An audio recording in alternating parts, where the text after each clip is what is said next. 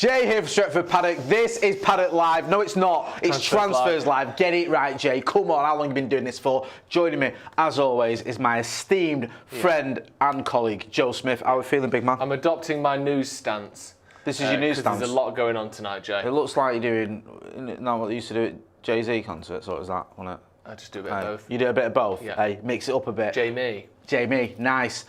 Make sure you are getting involved in the chat in the comments. We're going to be chatting about the takeover. There's been a bit of movement there. Bloomberg have joined the ranks of Reuters in those business publications of breaking news about the Qatari bid. Looks like there's a bit of momentum gathering in terms of whether Sheikh Jassim is going to be the new owner of Manchester United Football Club. So we'll be getting into that. Also, Moises Caicedo. United could be actually getting a wiggle on there and making things happen before he goes to Chelsea or wherever else it is going.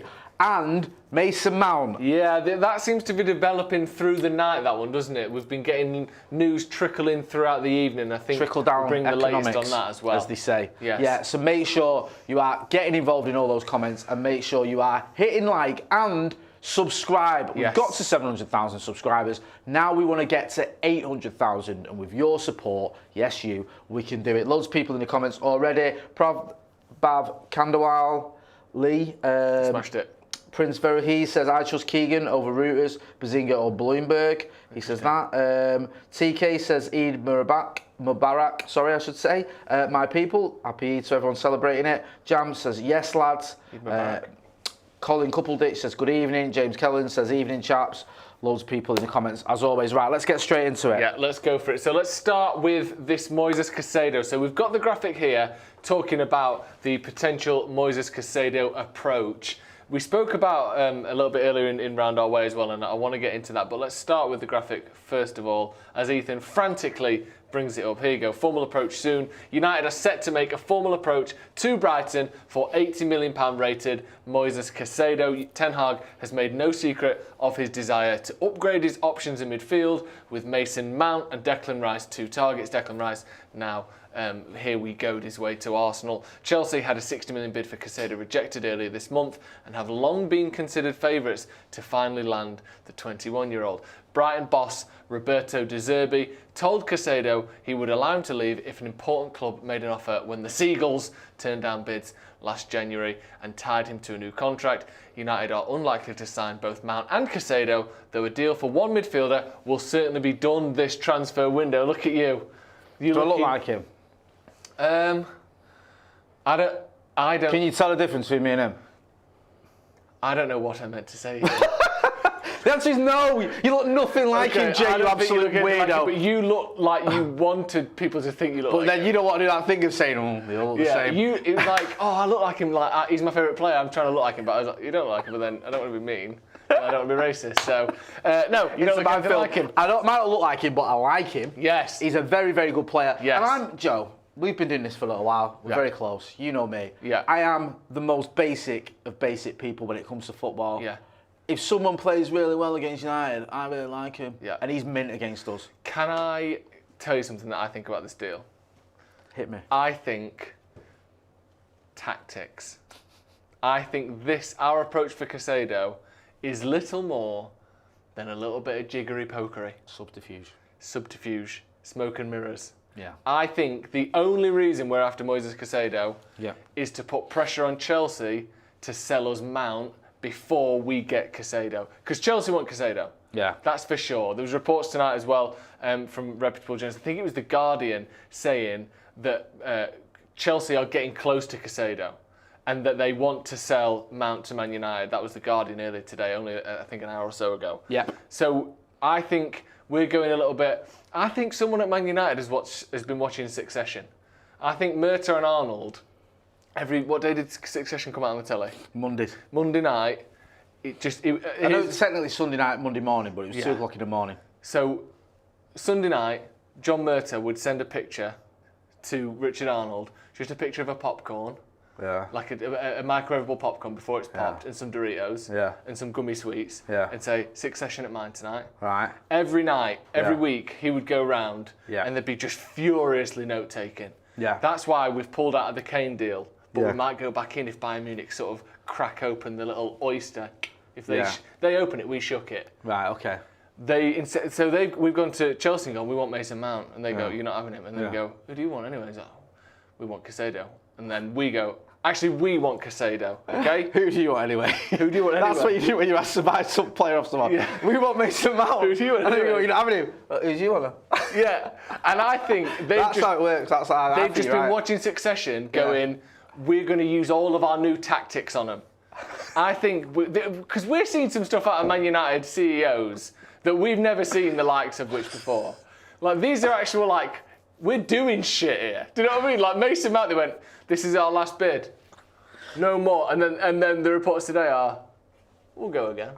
Like we're going for all the, we're trying shit, and I respect it. Murta and Arnold are doing the CEOing fuck out of this transfer window. Do you think so? And I don't. It's not going to work. Right. I'm not saying it's going to work. I like that they're trying bits. If you don't let us have one of your players, we'll sign the player you want. I think you're right. I think they've gone, Chelsea for Caicedo, right, we're in for Caicedo. Yeah. And Chelsea have gone, no you're not, we're just ignoring you. Okay. And Brighton have gone, have you made a bid? No. Right, well you can, sure. But there's going to be a formal approach soon, actually. What, after Chelsea have bought him? Yes, probably. Well, you better sell us Mason Mount then, because you need that money to buy Caicedo. Can we have him, please? We are going to get to Mason Mount there. It's not as ridiculous as it sounds, this sort of merry-go-round you've mentioned. Darren Cox says Joe looks like he's about to unveil a new iPhone. I wish I was. I think it's actually a fair comment. Someone else has compared you to a bouncer. I like Caicedo. I want him. I don't think we're going to get him. No, I think we're going to get Mount instead. And this falls under the Jude Bellingham category of if we didn't get him when he was coming from, was it Independiente or wherever it was? Jude Bellingham? No, Caicedo. We wanted him for £4 million, but he had third-party ownership and we couldn't be bothered working it out. If we didn't get him then, we ain't going to get him now. I think that's the issue because he's got a lot of suitors. Chelsea just hoovering up everyone. We've already seen that sort of Arsenal flexing the muscles. They were going to get him in January. Yeah. I think De Zerbi played a blinder there because he just banned him from the club, didn't he, for a month and said, don't come back till the January transfer window shut because you're not going anywhere, sunshine, which works because Brighton kept winning games when he wasn't there, I think. They beat the Scousers without him. He came back, they carried on winning, and obviously he didn't go to Arsenal. Yeah. So, I would love him at Old Trafford. Yeah. I think this is the sort of player that back in the day we would have been buying, a 21-year-old, Premier League proven, could be at the club for a decade and absolutely smash it. He's like a sort of, not the same type of player, but like a kind of a Michael Carrick type player that you buy, or even an Alan Smith, someone who's, you're getting him from a relative rival, but not, Brighton aren't a rival like Leeds are, but in terms of they're a Premier League player or they're a top player, like Valencia, we got him from Wigan, like getting players from other Premier League clubs who aren't going to be the best players in the squad, but really help build a team up. He did it throughout his entire United career. Yeah, you go to Oldham, you get Dennis Irwin, or you go to Norwich, you get Steve Bruce, or you go to Middlesbrough, you get Pallister, you go to Everton, you get Rooney, you go Leeds, Cantona, or like you said, Rio Ferdinand. Yeah. Just getting those players from sort of teams that were below you. And teams that were near you, Sheringham or Berbatov from Spurs or whatever. Cole. Yeah, Andy Cole. I can forget one of the great transfer coups of all time. Yeah. So we would have had him, and I think he'd have done a great job, or he will do a great job for us. But I don't think he'll come. No. Wayne List says, "How would you feel about a cheeky bid for Bissouma?" I'm going to lie to you, Wayne. I would rather we set fire to 40 million quid or whatever he cost in the car park at Old Trafford. Because first of all, he's shit, and that's no disrespect to you for that question because it's a valid one. No, but he can't get a game for the worst Tottenham side in 5 years. So the warning signs were here, right? Because we were linked with him. I always said when I used to do the transfer review or I did the paper talk outside Old Trafford, when we were linked with Bissouma, I'd say this is more fan-led. There's no evidence I can find anywhere from anyone reputable that we are watching him, scouting him, having talks with him, putting a bid in for him. There was none of that, right? It was literally, fans liked him. He was available-ish because he was at Brighton, so you think you'd be able to get him. Yeah. And he was a player in a position we needed. Now, I remember watching him at Old Trafford a couple of years ago, and he had a bit of a stinker, I felt. And again, it goes back to my thing. I'm basic. If a player plays badly against us, I'm like, well, he's not all that. And I just didn't rate him that highly. I thought he was all right, and obviously he'd done well at Brighton, but there was warning signs. If you start putting in one of your worst performances in front of 76,000 people, are you going to do that week in, week out? And then he goes to Spurs. They've got Bentancur injured for a lot of the season. Højbjerg as well. Højbjerg was injured. He wasn't injured, but he plays every minute of every game because Bissouma was not good enough to either come in alongside him or to replace him. I watched him, I think it was against Wolves. I think he came on against Wolves at Spurs' Stadium. I think it was Wolves, I might be misremembering. But he was terrible. Yeah. Like, it was one of the worst performances I've seen this season. He just constantly gave the ball away. Yeah. Looked like he just won a competition to play for Spurs. I don't think and he's I was much just better like, than Fred. wow, how has this happened to this player who, when they got him, everyone was like, decent bit of business now. It didn't cost that much. Good player. You called it though. You said he don't get in the team.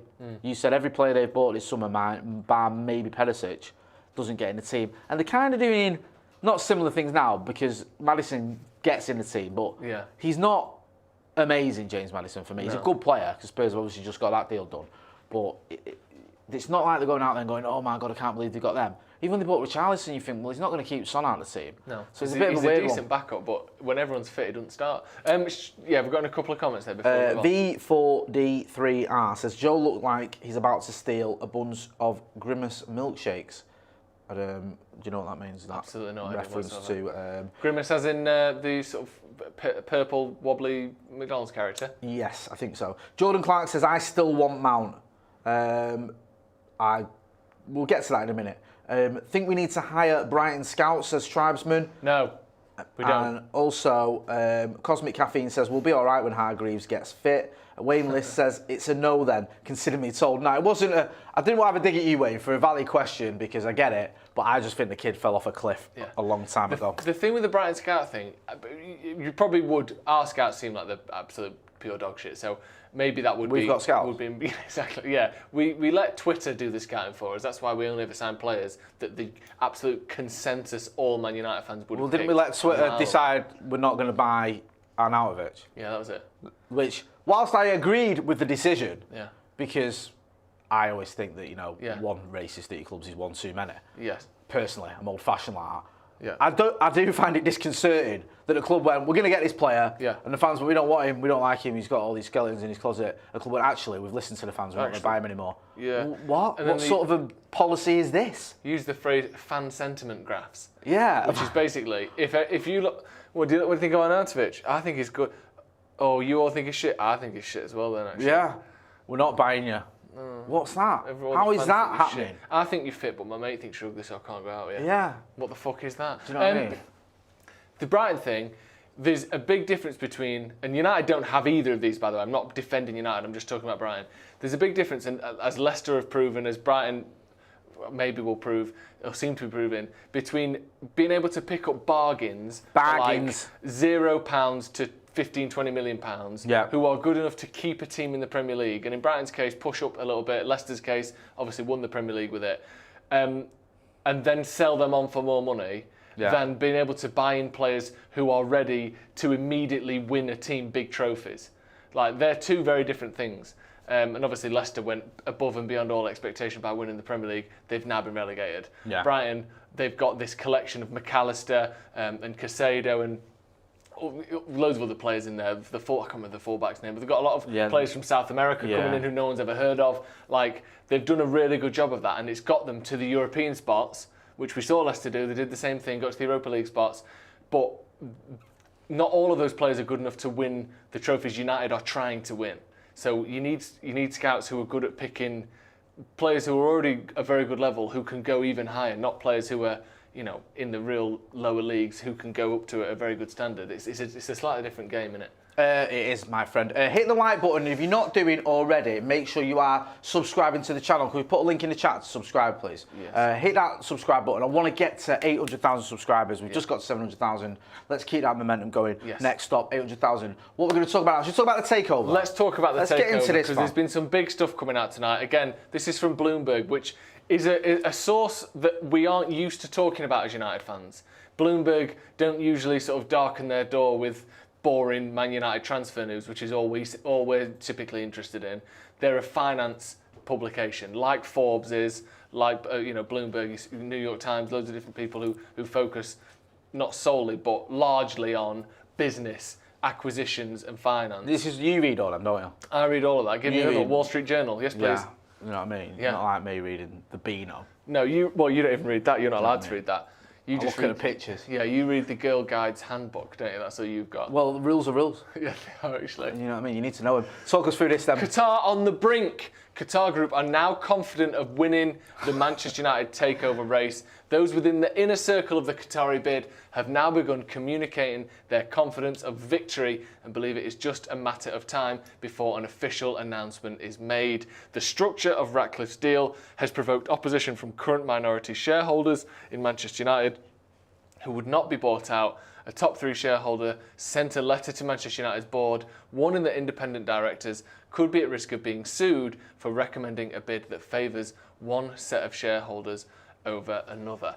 Give me your thoughts, first of all, on this confidence factor seemingly coming out of the Qatar camp. We've been here before, haven't we? So I'm a little bit wary of it. But I think it's one of those, the fact that we had Reuters kind of saying something similar. Yeah. Aniban Senna, you interviewed very well last week.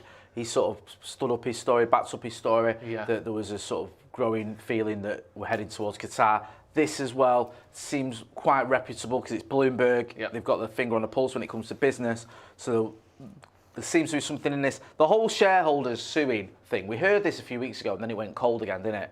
That they could take action. I mean, I'm not too sure on how that would look. Yeah. I do feel like, yes, maybe that's a possibility, but the Glazers could just sell their shares. Yeah. Like, that is obviously an option for them. They're allowed to do that. So it's not like they, Sir Jim Ratcliffe couldn't buy the Glazers shares because the other shareholders are kick off. Obviously, your shares, you can do what you want with them. Yeah. So there's no obligation for any of the other shareholders to have their shares bought as well. The obvious thing, though, is that Sheikh Jassim wants to buy 100% of Manchester United. So Jim Ratcliffe, depending on how the deal was structured, anything from 69% to 50%, I think. Also, this is, and this is with no mention, I'm not talking about Qatar at all here. That's a separate conversation.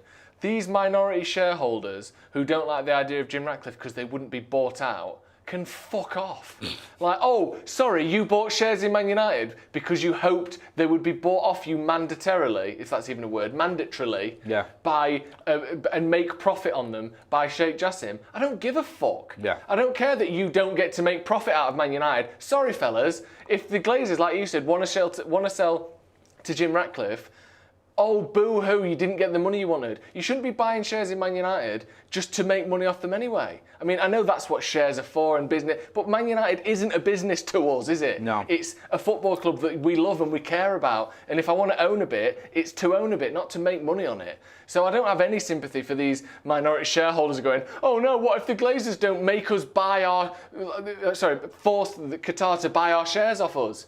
And we don't make loads of profit. Fuck off. No, I don't care. So that is absolutely of no relevance to me whatsoever. This thing of the Qataris feeling more confident, if that is the case and they're saying, quoting this inner circle, that would suggest to me that things are moving in the Qatari direction, if that's even a phrase. And we'll wait and see. But this whole, the minority shareholders wouldn't be happy because they wouldn't make loads of money on the shares they just bought of Man United because they thought a mandatory sale was happening. Go fuck yourself. I don't care if you don't make money on Man United. No, I hear that. I do. And I think it's easy to sort of forget that, like, despite the fact we hate the Glazers and we all want them gone, and, you look at it and you go, okay, there could be an issue here or whatever, but, like, from a business point of view, you can just buy and sell your shares how you wish. Yeah. That is, whether we like it or not, that is like how it works. So, yeah, I'm with you. Because it annoyed everyone. I remember talking to Ian Sterling, God rest him, about this in '99, when United won the treble without having 115 charges hanging over our head. Yeah.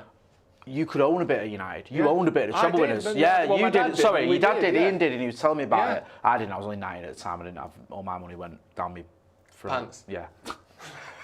Save it for laters. Big all my coins. So yeah, I never scraped any money together to buy the shares in Manchester United on the floor, though, didn't back in the day. But Ian was telling me about how he did, and then when the Glazers took over, they had this compulsory purchase order, which meant you had to sell the shares to them. So these lot must be thinking, well, that's what we want from Sheikh Jassim. Yeah. Well, if that doesn't happen, then the other shares, or the shares that Sir Jim Ratcliffe has agreed with the Glazers, they can just be sold. So and I'm obviously it's not. Sorry, no, I'm just going to say it's like, despite the fact that the Glazers, it's not a sort of. I don't feel sorry for these dudes who are being left out of this deal. I'm obviously not going to speak for Ian Sterling, but I can speak on behalf of my dad. Well, your dad's the same, who has in the past said that he liked owning those shares of Man United. So for me, most people who are having their shares mandatorily bought off them and liking it, it's because they probably bought them for the sole purpose of making money on them. My dad didn't own shares of United. It was a fraction of a percent of it. It was, 100 quid's worth of shares or whatever. Yeah. But he didn't own that to make money, hoping someone would buy it off him. He owned it because it felt nice. That was the same having as a Ian. stake in the club that you love. You own that club. Yeah. You own those treble winners. I own a bit of that club. Yeah, you own that club. That's something to like, to enjoy. So there's a parallel universe somewhere where Manchester United are owned completely by the fans. I don't just mean the billionaire ones who, supposedly are United fans. I mean actual United fans. But unfortunately, when it looked like that could happen for United, it didn't. Harry Maguire says, you all hate me. Fine, I'm going to City. Revenge. Molman82 says, Qataris come in and buy Mount and Caicedo and Kane. Robin T says, if Qataris will be the new owner, we will not go for Mount or Caicedo. They will go for Mbappe and Camavinga. So there's contrasting comments there. Get involved in the chat and the comments and let us know. I don't know if that's a joke. What? If it's Qatar that owners were going to get Mbappe and Camavinga, people know really that we can't do that, don't they? If the Qataris were the new owners, we will not go for Mount Caicedo. They will go for Mbappe and Camavinga. I don't know whether Robin Tice is messing about there, or if he truly believes that, or she truly believes that. I don't know. It's a man or a girl. Yeah, I don't know. It seems like some people think that we will just access the seemingly infinite wealth of the Qatari banks or whatever, if they own Man United. That wouldn't be the case. That obviously wouldn't be the case. We're still bound and restricted by FFP. Like, we might have an extra bit of money that we save on, payments for debt and stuff or whatever that we wouldn't have to pay now. So we might get an extra 50 million like we saw the other week. But United couldn't just go out and buy Mbappe just because someone even richer owns us. That's not the case, that's not going to happen. Dancy Son 851 says, hi Jay, is that Casey Ryback? Do you know who Casey Ryback is? Do you? No. Do you, producer Ethan? No. You've never seen Under Siege? Steven Seagal's finest film, and that's saying something. Am I looking like Steven Seagal? Maybe a little bit. He's got a ponytail, but I don't think he has a beard. Yeah, we'll have to wait and see what happens with this. It does feel like somewhat's rumbling, but there was also a part in this article, I think, that mentioned the fact that the Glazers could do this minority sale where they sell or they get funding for a new stadium and they just carry on owning the football club. Because you never know with them. I mean, I've always thought they will sell, but it's not beyond the realms of possibility. Oh yeah, we're going to talk about, I'll go and talk us through this. So this is the potential that the Glazers are still considering remaining majority shareholders at Manchester United. With the official sale process heading into its eighth month, the Glazers could make a last-minute decision to keep hold of the English Premier League club, accepting funds from outside investors to renovate the club's dilapidated stadium and training facilities. One of the people said, they asked not to be identified, discussing confidential information. Grasses. Which is weird though, isn't it? Because they haven't named the person in the Qatari inner circle either, but they haven't made this big song and dance about how they've asked to not be identified. They just, kept their source secret like they do with every source. So it's interesting that they've said they asked to remain unidentified. I don't see it, to be honest. No, I don't. I mean, nothing is impossible with these clowns. But I'd be very surprised if they went down that route. It's just, there is that small little part of me that worries that this could be something they do because they're so stupid.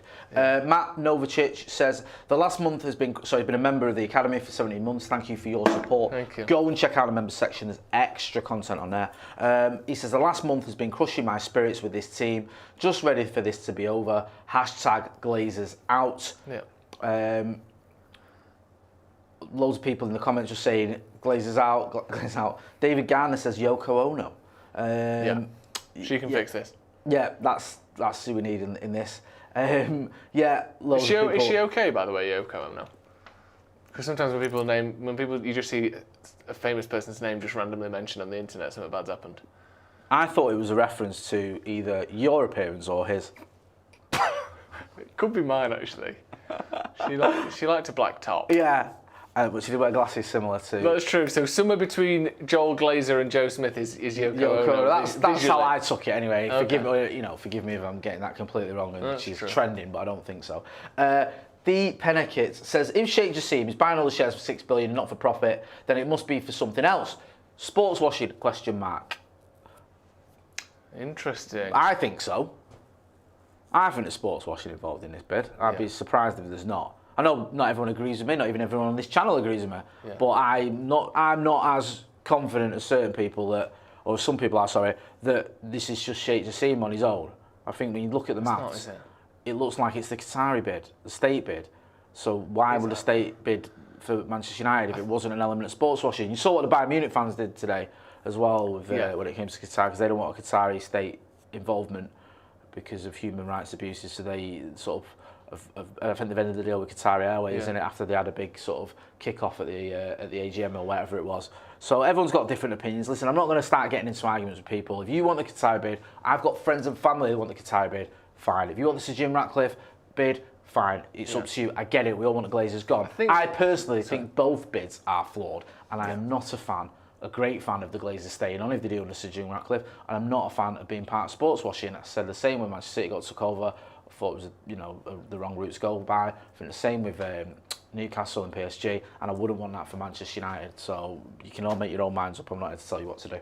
Yeah, I agree. And I think regardless of whether it bothers you or not, whether you care, whether you still want Qatar, whether you like them, I think one of the things that I'm glad that separates channels like us apart from the BBC or Sky or whatever is that we can say things like, I think they are linked to the state. Yeah. I think he is the son of the former Prime Minister, who is, I believe, the great nephew of the sort of founder of modern Qatar. Yeah. And the links to the state and the royal family are there and plain to see. So, whilst the official line may be that this is a private investor or this is a private group, we all know, based on what we've seen, like you said, at PSG, what we've seen in other bids and takeovers of a similar nature, the links to the state are so clear and so obvious that despite what the legal law might say, we know that this is essentially a state bid. Yeah. And I think that it's good that we can sort of say that and be honest with ourselves and be honest with the people watching, because we know that it's that's if you don't think that's a problem, if you don't care, absolutely fine by me, but let's just call a spade a spade. That is what's happening here, isn't it? Yeah, I fully believe that. I've said that from day one, to be honest with you. I think I think it's very naive to think otherwise. Someone just said, and I can't find who said it, so I look like a nurse at a mental health hospital. I think you look like you've killed and stolen the clothes of a nurse at a mental health hospital. I think you're walking around in her clothes and potentially part of my skin. Escape. Yeah. I mean, my absconsion from the facility. Should we move on? Thanks to everyone as well getting involved in the comments in the chat, and keep hitting that like button. And if you're not subscribed to the channel, then please do. Yeah. Also, we've got 4,612 people watching. We haven't even got to 1,000 likes. That is a disgrace. Hit that like button. Yeah. Right, here's a big meaty chunk of text for you to get through, my friend. Go on. Mount talks to restart. This is from the Telegraph. Ain't no Mount bid high enough. Who? Oh, right. Whoa, stop. Right, the absolute geeks that run this channel, the production and social media team, have been proper proud of themselves for coming up with this one. They were bragging about it the other day. Alexi, come in here, please. Come in here. You don't have to come on camera, but just stand next to the camera, please. You can't. I'll tell you what. He's not allowed to come on camera after that. Right. Who came up with this? Ain't no Mount bid high enough. Who did this? That was me. Alexi, who's our social media guru. Yeah. Why is it in quotes like someone else except you has said it? Are you quoting yourself now? Ain't no Mount bid high enough, Alexi Braithwaite. Is that what I should say? I think that might be the funniest thing that's ever happened. On this channel? How dare you? In the history. Anyway. Alexis, who came up with that pun. You think this is funnier than Del Boy falling through the bar and only falls in horses? I do. You think this is funnier than Victor Meldrew saying, I don't believe it, with perfect comedic timing? You think this is funnier than Leeds getting relegated? Yeah. That's close. Yeah? But do you know what's good about this? You can sing this as a joke. There's not many jokes you can sing, are there? There's not many jokes you can sing, he says. Ain't no Mount bid high enough. Well, you'll be singing for your supper once you get absolutely... Get involved in the comments in the chat. Do you think Alexi has absolutely smashed it with his pun? Or do you think we should give him his job back? Yeah. His livelihood depends on it. Yeah. We are taking votes, so it's 0800 Philip Collier says, yes, let's have this. And no for him to stay. Einstein's cat said, I agree. Genius. Musician 47, full round of applause. Philip Collier says, that's a top pun. Prabhav Kandawali says, good one. And John Hudson says, what's this Sermon on the Mount? Right. So he's gone with his own little So, Fun there. what is it? Huh? Is that because I look like Jesus? Yeah, he deserves a raise, says Vito. Right. Vito, can we block Vito for more comments in future, please? Yeah. Right, go on. United are open to negotiating the structure of their recent bid. United are adamant they will not pay Chelsea's £65 million asking price, but will hold talks this week over their current bid to sign Mason Mount. Chelsea last week rejected a third £50 million plus £5 million in add-ons bid for Mount from United and suggested a face-to-face meeting over the situation as they countered the offer with a demand for £65 million. United remain adamant they will not go near Chelsea's valuation, made up of £57 million plus £8 million in add-ons. United will hold talks with Chelsea over the matter this week. Thoughts? I think you might be right what you said a few weeks ago, that we end up paying what they wanted. Yeah. Why are we holding talks if we're not going to budge? There's nothing to discuss. We ain't moving, apparently. And now it's like, oh, we are going to have talks. You'll end up hearing it, it's United. United aren't going to pay 57 million with 8 million plus add-ons. We'll pay 58 million with 7 million on add-ons. Yeah. Oh no, hang on a minute, that's worse. My prediction. 56 with 9 million in add-ons. Yeah. My That'll prediction. be it. It'll be something like that. 2 weeks ago, I think it was, before this bid had come in, I think, or maybe it was just as it came in, I think United will pay 55 up front with 5 in add-ons. Right. I think we want to be able to say we've paid in the 50s, and I think Chelsea want to be able to say they got 60. Like, I think that's the two clubs want. United want to go, oh, we only paid 50 million or whatever for Mount, and Chelsea can go, we got 60 million for Mount. I think that's where the two clubs are happy. So I think 55 plus 5 is where we'll end up. We already want 50 plus 5. It's only 5 million more. They want 65 in total. It's only 5 million less. It's meeting in the middle. I bet you 55 plus 5 gets Mason Mount over the line. It's just dumb, man. It's just like 50 plus 5, whatever. 55 all in. That's worth it for players out of contracts in 9 months or whatever, Yeah. or 10 months. But he was a Champions League winner, he was a good player, and it's an angle he wants. I get it. But then you start getting towards 60, we've got to stop just paying top whack for all the players all the time. Yeah. That's what we do. I was looking at a chart the other week, and it's like the top 20 transfers in Premier League history, and we're in about 14 of them. Yeah. And you think, how have we bought all these players and not won one Premier League trophy during that time? You look at it's like Pogba, Maguire, Lukaku, Sancho, Di Maria. They're all right up there Yeah. as like the most expensive transfers ever in Premier League history. Yeah. We keep doing it, and even our so-called, lesser ones are still like towards the 60 million mark. Fred and Lisandro Martinez, I know he's worth it. Yeah. But it's like we just never ever get a deal over the line. 60 where you go bargain, absolute bargain. We never do that. No. In retrospect, you look at Bruno as a bargain, but at the time he wasn't. At the time, everyone was going, I can't believe Manchester United have only got Bruno for 46 million plus 8 million add-ons. That is unreal, which is what I think it was.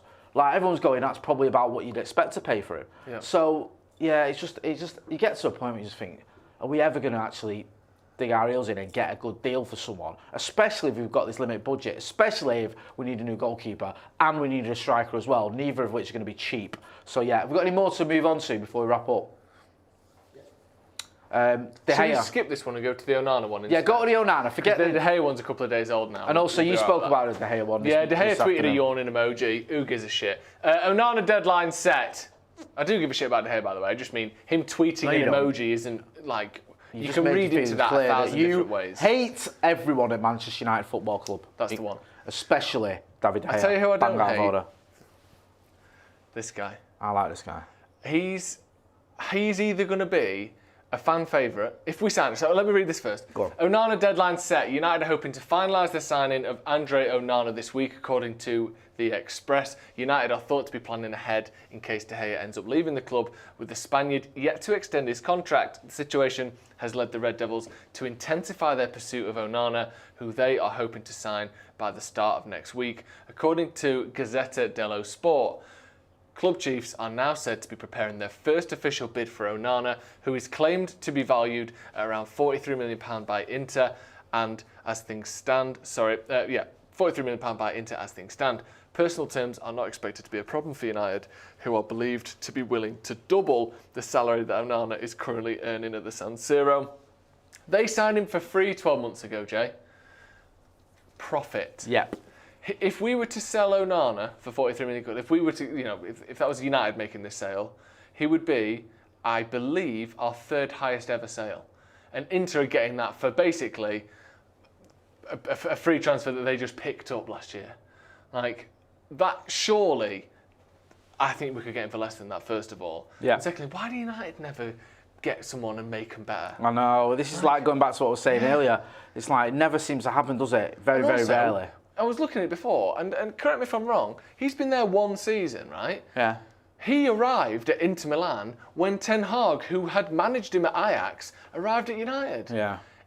That suggests to me that Ten Hag was surprised at the quality of David De Gea, or lack of. Yeah. Because surely, if he could have got Onana, who he seemingly now deems to be better than De Gea, on a free, when we were struggling for even a backup keeper at the time because we ended up signing Dubravka, surely we would have got Onana. I think we were talking about this instead. I think if you come in and you don't know David De Gea from watching him week in, week out for years, you probably look at it and go, as a player that's won multiple Player of the Year awards, been in the PFA Team of the Year multiple times, he's only 31 years old when you arrive. Under Ralph Rangnick, he'd had a pretty decent season, so it's not like he's lost it. You probably think, okay, David De Gea's my guy, don't need to worry about him. Even in training, he probably looks the part, doesn't he? It's only like in certain games where you think, actually, is he up to the job?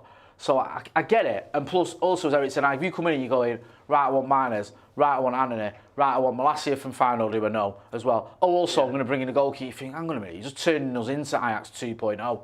Let's slow down a bit. So I get it, because I think one thing that Eric Ten Hag did is he gave pretty much everyone a chance. He gave Maguire a chance, kept him as captain, and started him for the first couple of games. He gave Anthony Martial a chance when everyone thought he was done. He was like, no, you're going to be my number 9, I'm going to stick with you. He gave Jadon Sancho a chance when there was sort of question marks. I know he'd only been here one season, but some people going, is it upset? Even Marcus, there was question marks around. And he stuck with him and said, look, you're my guy. So he gave pretty much everyone a chance. So he obviously did that with De Gea, and for whatever reason, has thought, no, you're not up to the job. Onana, who I know, and also, let's not forget as well, Onana's done that very difficult thing for a goalkeeper. Some goalkeepers are suited. I know Ajax is a big club historically in terms of trophies and stuff, but it's not a giant in terms of crowds and fan base and the sort of the game. You can play in the Dutch league and play in front of sort of 15, 20,000 fans every week. You know, you come into Italy, 40,000, 50,000. You come into England, 70-odd thousand, obviously at Old Trafford. He's seen him go to winner and get to a Champions League final. He's seen him make a step up. Probably their best player in that final as well. In terms of going to a bigger club and shining. So now you think, right, the question I had about him, can he do it on a bigger stage? He's done it. I'm going to power through some of the chats in the comments. Nak Tannehill in the sub chat says, impossible to own shares because you love United and retirement accounting. Shanak Murji says, didn't Morals go out of football a long time ago? The West has its own share of atrocities. Easy with the hypocrisy, lads. I don't want the West to own United. If Britain bought United, I'd be more angry than if it was Qatar. So let's not pretend that we all are gunning for and also America to buy United. You could consider the Glazers to be the West. I know they aren't a state and they aren't, making laws and. I know, I don't want them here. Laws, but we don't want them here either. It's not a West versus East or anything like that situation. Not remotely. There's no hypocrisy. It's not. I'm not saying I don't want the Qatari royal family to own us, but I wish Prince William would buy the club, or I wish Boris Johnson would buy the club, or Rishi Sunak would buy the club. I'm not saying that. That isn't what I'm saying. So. It's just nonsense. Miller 95 MUFC says, biggest thing about new owners is not about megastars. United have a record with this failing. It's about having the correct people in charge. I've been saying that, well said, for a long time. We need the correct people in charge because you can have lots of money and get it wrong. As PSG have proven. PSG have proven it. Chelsea have proven it. It happens. You can have lots of money and get it right. As City have proven by cheating as well, obviously, allegedly. But you can get it right. Kyle Chester says, shall we just pretend we've made signings and enjoy our summer, ignore reality until the season starts, and just deflect, and call the Scousers pricks? It's not a bad idea, actually. It's not a bad idea. Just one more thing as well. Glenn F says, I love you two blokes, not in a sexual way. That's disappointing. It's okay. Because you often make my day. And I just want to say thank you. My sister died aged 55 on the 5th of June, and you've helped me through to the creme on the 3rd of July. Sorry for your loss, Glenn. A big supporter of the channel, and I hope you get through it, bro. There's people then discussing, what's going on with East versus West. Let's not turn it into that sort of stuff. No, that's the right. Yes or no? Enough for this, right? I'm going to power through some questions. Yes or no? Before we wrap up. Yes or no? Are we getting Mason Mount? Yes. Yes or no? Are we getting Onana? I've got a feeling De Gea's going to sign a contract somehow. So no. No. Yes or no? Are the Qataris going to be the new owners of Manchester United Football Club, or the next owners? If I was betting, I think greater than 50% chance that it will be the Qataris. Yes. there you go. Wraps it all up. Joe, where can people find you? Joe Smith 93 on Instagram and Twitter, and on the Sloppy Joe's podcast. New episode out today. Go and check that out. Joe has eaten so much food that he said he couldn't turn his head because he's put so much weight on his neck. Really? He didn't say that, but it looked like that. He's on with me actually on the brew on Friday, isn't he? Old Joe McGrath. Looking forward to it. I'll be back in the morning with the news. We've got a load of videos coming up. Uncle Webby should be coming on the channel again as well, so you look forward to that. Make sure you go and check out Joe and Sloppy Joe's. Make sure as well you are hitting that like, share and subscribe button. Subscribe to the channel. There's a link in the chat. That's been Joe. I've been Jay. This has been Transfers Live. Thanks for watching.